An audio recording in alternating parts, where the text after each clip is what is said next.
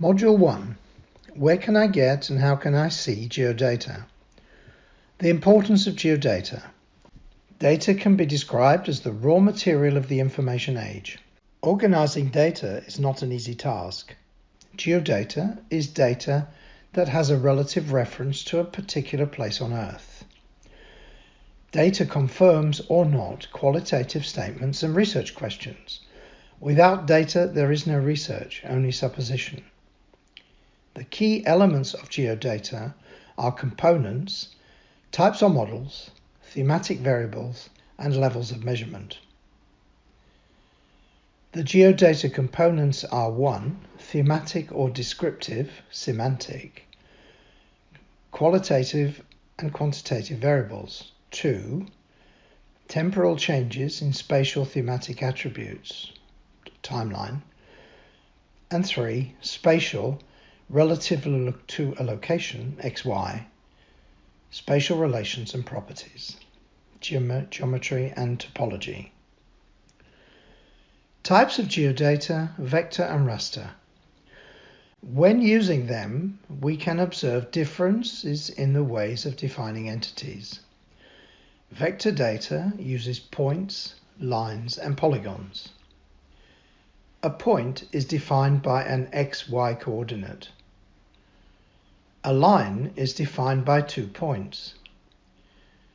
And polygons are defined by lines surrounding an area. Geographical elements are represented as individual points, lines and polygons. So the characteristics of vector data are a very precise entity definition. Its accuracy and positional precision brings visualization more in line with reality. A more compact data structure. Operations that require topologies such as network analysis that can be carried out more efficiently. And its coordinates x, y, z define the form and its topological relationships. Vector data is widely used in urban applications, networks, and geomarketing. Inventories are composed of digital maps and tables, for example, cadasters. Raster data is organized in grid cells or pixels. Each cell can store a discrete or continuous value, identifying the predominant phenomena or generalization. Although vector data seems to be more precise, raster precision depends on the resolution and size of the cell. If the cell is small, there is less generalization, and the predominant phenomena in each of the cells will be more precise. Additionally, the data file needs more storage space, and the processing speed is slower than that of bigger cells. Raster data is characterized by entities defined by a set of cells having the same attributes, relatively simple data organization, which allows us to quickly and efficiently perform analysis, map overlay processes, and allows us to store a large amount of information, and being suitable for environmental applications.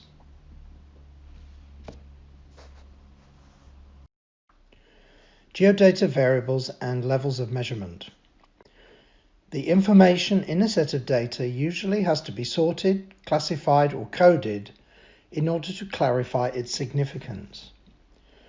The levels or scales of measurement are established on the basis of possible values that a certain variable can take. Qualitative variables are attributes of data that define qualities or properties. Thus, statistics cannot normally be performed on them. Calculations of proportions, mean, median, mode, and so on are not possible for qualitative variables. The levels of measurement are 1. Nominal scales, which include the values of the nominal variables or labels that do not have a preset order and are mutually exclusive values. For example, municipalities. 2. Ordinal scales, which include the values of the variables that can be ordered or organized in a certain order. For example, first, second, third. Although the distance between each of the variables may be difficult to determine, for example, the floors in a building. Quantitative or numerical values are attributes that may be subject to statistical tools and organized on a scale. For instance, an interval scale corresponding to numerical values. The order and distance between each of these values can be determined exactly according to different criteria or methods, such as quartile method, or standard deviation, or equal interval, or natural bricks, or manual bricks. A ratio or proportion scale allows distances to be related in terms of the numerical proportion.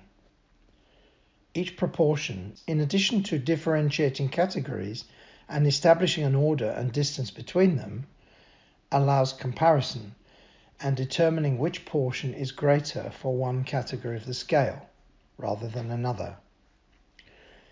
The type of magnitude or numerical values can be discrete or continuous magnitudes. Discrete magnitudes exist between two values and are continuous if the magnitude has infinite values. The different levels of measurement have been summarized by Stevens in 1946. We stress individual interval measures as the distance between data results in different meanings. Thank you very much, and don't miss the next module section.